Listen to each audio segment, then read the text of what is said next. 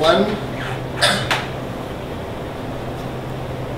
sometimes, well, I guess everybody does that, think back on stuff and finally fitting the pieces, making sense of things. This one is called Protest. We were protesting at Stanford all day, along with people I had never seen before. Eloquent orators, some of them who gave rousing speeches. And there was music in the afternoon, some really good acoustic guitar and a lot of singing, all very inspiring. What was the protest about? I can't remember. Most probably Vietnam, as most protests were around that time. Perhaps solidarity with the great pickers, but I don't think so. The small group I was there with, we'd come for Greece, against the junta of the colonels, a sense of duty, doing our part, and all the while keeping a jaundiced eye on the police detail. In the evening, I watched the TV news. We had been covered, or rather the protest was, sort of. The gathering looked utterly anarchic, disjointed. The orators came across as simpletons. The music sounded terrible, teeny, off-key, rather embarrassing. The whole thing seemed obnoxious, all of the 2 minutes of it. I was shocked by the gap between the experience, still fresh in my memory, and what was shown to the evening viewers, the cacophony that passed off as news, what the TV camera chose to pick and the tape recorder came to record, and finally what was presented by the commentator. I have no actual record of the event, only memory, if it serves well. Yeah, if it serves at all.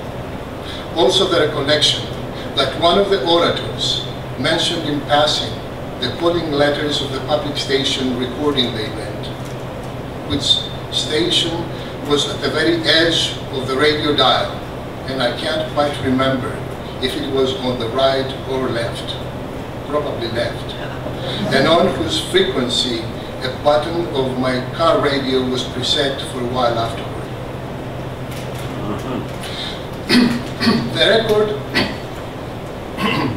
The record I do have from that time is a series of photographs of the long, crawling anti-war march, a dense crowd of people, as far as the eye can see, starting at San Francisco downtown, up and then down K Street, and finally into Golden Gate Park, where all of us settled for the day. There were speeches on the loudspeakers, I guess, and slogans chanted. I don't remember any of it.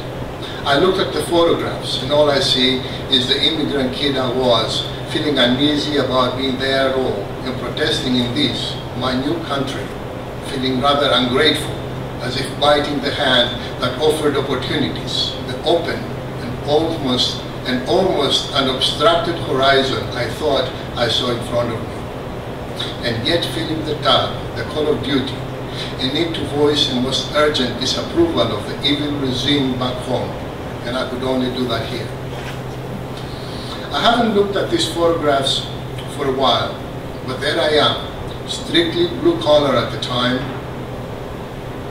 brandishing one of the artful poster signs I'd painted for the purpose the night before, artistic and obliging as ever.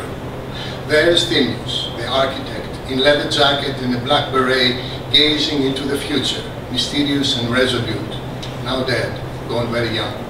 There is Dimitris, the engineer, the one who actually lived on Liberty Street, smiling to the camera and holding a big sign against the clear blue sky. The other Dimitris, the mathematician, turning to look at us with a puckish smile and amused eyes behind his glasses. There is Demosthenes, the stevedore, in his signature pork pie hat, and George the MBA, enthusiastically waving a Greek flag. All that was long ago. Soon I lost touch with most of them, who either moved on or back. US on this side of the pond got out of Southeast Asia and promptly moved into other places, in some of which we still are. They, at the old country soon rid themselves of the hated junta. They got to have some hopeful years of prosperity that turned out to be a cicada summer, and now have found themselves buried inside a deeper hole. It was my generation that made both messes, and I don't know how to protest against that.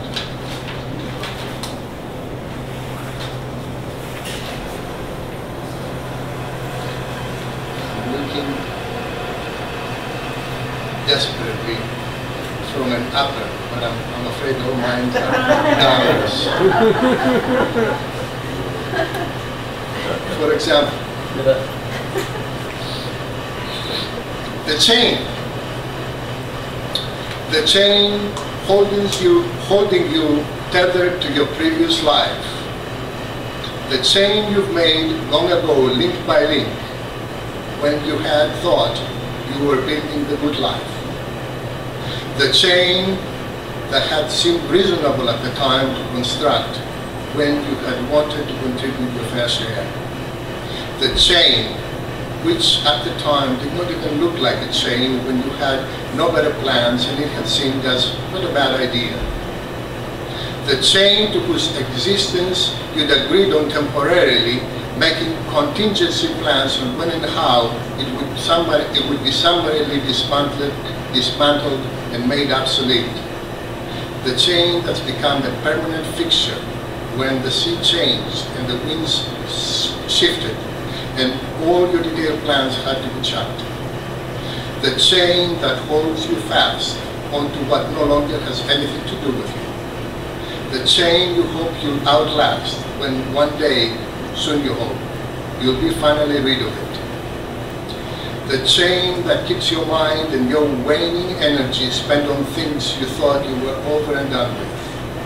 The chain you curse. The chain you tug against, tasting its strength, hoping it's weakening. It isn't. The chain you're certain you're going to be free from someday. The chain you're not so sure you'll ever see the last of. And even then, that chain, which very soon afterwards, will most probably be replaced by another chain.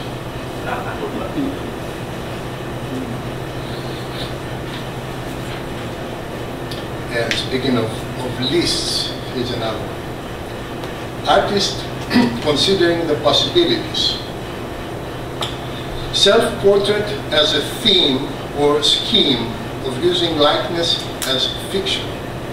Self-portrait as someone else, that is, self-portrait as Marcus Aurelius Antoninus.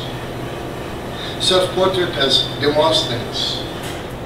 Self-portrait of the artist as the grocer's son, in soiled apron and pencil behind the ear. Self-portrait of the artist as his father. Self-portrait of the artist as a priest, that is, as someone his father had always wanted him to be. Self-portrait of the artist as a bishop, might as well aim high. Self-portrait of the artist as a landlord. Self-portrait of the artist as the super with tool belt and a toilet or a stove as background. Self-portrait of the artist in fencing gear. Self-portrait in Greek army uniform. Self-portrait as an immigrant, that is, another wild and crazy guy. Self-portrait of the artist as a machinist holding the booklet of union dues open to show the stamp of good standing. Self-portrait of the artist as someone who knows what he is doing, pushing in earnest this fiction envelope. Self-portrait of the artist as filling the blank, that is, ex-artist, for artist is as artist does, or the artist that doesn't do is artist no more, and now this artist only talks and does not